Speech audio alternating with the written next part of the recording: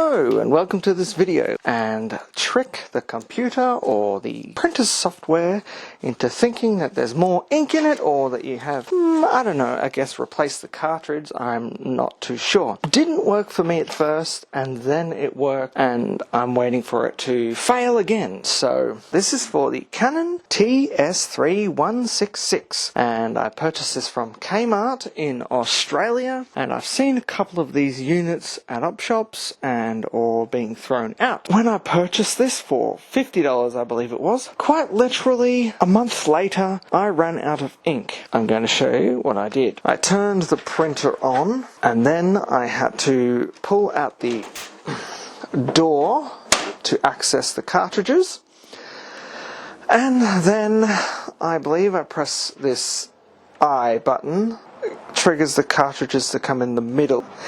Then I pull out the cartridge. In this instance, it's just the black cartridge. I've only done this on black. I take ink I purchased from an op shop for like $2. Then I would drill a hole in the black ink cartridge underneath in this position here. I took, I think, like a party balloon pump. Then I would inject a sponge, I think, that's inside the cartridge, and I took a hot glue gun and I hot glued over that hole so that next time I could just pick off that old glue and then, you know, refill it again and then use the hot glue gun. This worked. The very first time I tried it, it worked. Then the second time I was getting errors or something wasn't working, and I had to research an error code which was sort of unrelated to the issue of the ink cartridge or whatnot.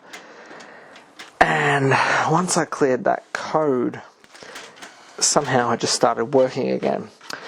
So in reality, this is working extremely well. I just printed 48 pages of one pamphlet, and then another 7, and another...